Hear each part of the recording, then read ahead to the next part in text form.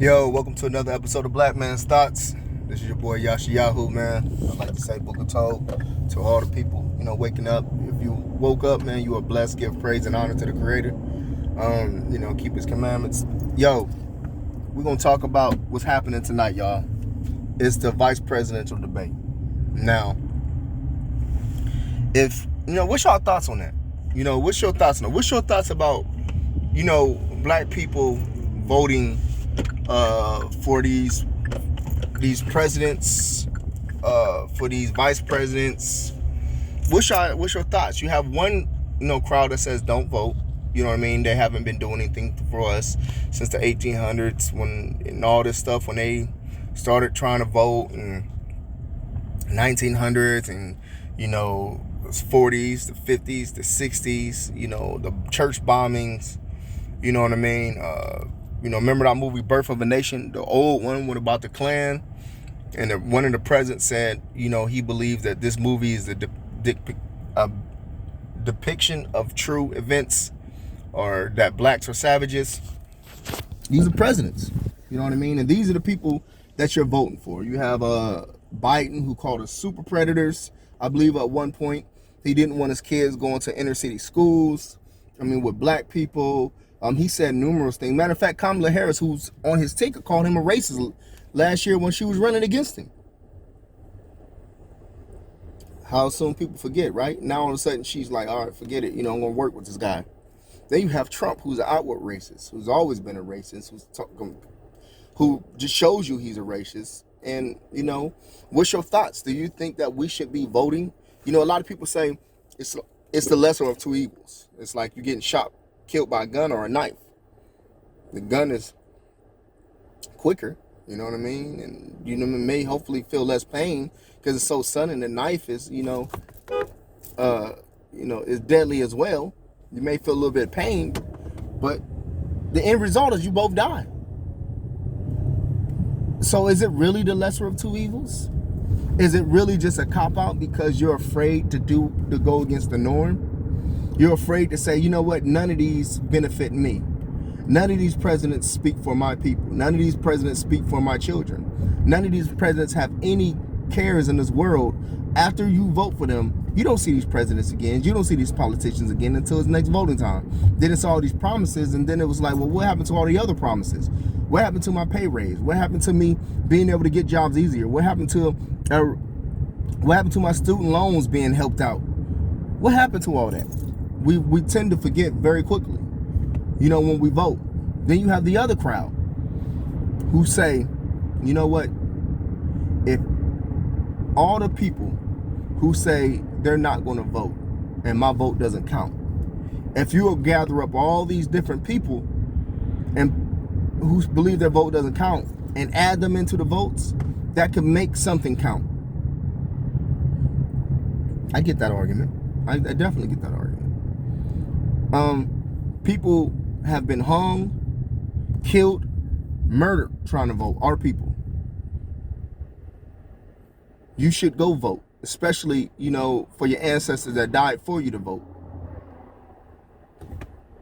That's an argument. That's definitely an argument. We have to be able to go and be a part of this society in order for us to make change. And that's an argument. Which one do you fit in? Do you feel like black people should vote? Do you feel like, that it's our duty to vote? Or do you feel like, I want to just vote for local government? I'm going to vote for hopefully get more black governors in there. Stop being so, I'm okay with there's a black mayor. No, we need some black governors. We need that person who speaks to, we need more blacks up on the House of Representatives, right? Because if they're representing the House, we need some color up there to represent our house. Whose house is it representing? So, what's your thoughts on that? What's your thoughts about the voting, man? Do you feel like black people have made advancements? Or do you think that the advancements are curtains to mass that we haven't moved? For instance, if we say back in the day they couldn't vote, back in the day all they did was sharecrop. Back in the day, all they did was live in shacks, and now we in air-conditioned houses. We're going to ball games. We're going this and that. We're doing this and that, and now we got black governors. We got that. That's one argument. Another argument is because of all that, because of the moving forward technology and integration into the schools, into colleges, yeah, we have more education, but at the same time, you know, black families are more in debt. Black families are more separated. Black families have less skill. They don't know how to grow their own food. They don't know how to get their own water. They don't know how to go hunt. They don't know how to preserve and can and have canned goods and so forth and so forth. I know that doesn't make sense, but think about it. If you're shouting black power every day, and you're shouting black power and we need our own this, we need our own state, we need to go back to Africa, but at the same time, you don't know, as a black alpha male, as a black man, you can't go out there and support your own family. If this, let's just say this government says that, you know, we're not giving anything else, this civil unrest, and now while we're cutting off all the water, all the electricity, all the air conditioning, right, that comes with the electricity, do you know how to go out there and get your family some food? Do you know how to where to dig for water? Do you have enough resources to last 6 months in your household? If you would turn around, look at your refrigerator, think about your refrigerator, think about your household. Could you and your family survive without governmental or help from the government for 6 months? If the answer is no, then answer me this: did black people really move forward? Are we just as still, are we just, still just as helpless as we were before, depending on the government, the white man, whatever you want to say, depending on somebody else to feed, clothe, and to provide us education and shelter? Did we really move up? Did we really advance? So when we're listening to these debates, you also have to ask yourself, not only are they right for me, but let's just say, are they even living what they say? How come I only hear about these people when it's only, when it's voting time? Who knew about Kamala Harris before she ran, before she did anything? Who knew about her in our neighborhood to say, man, there's a sister out there named Kamala Harris who's really fighting for us, who's really trying to get education going, who's really trying to teach us? Who knew about all this stuff?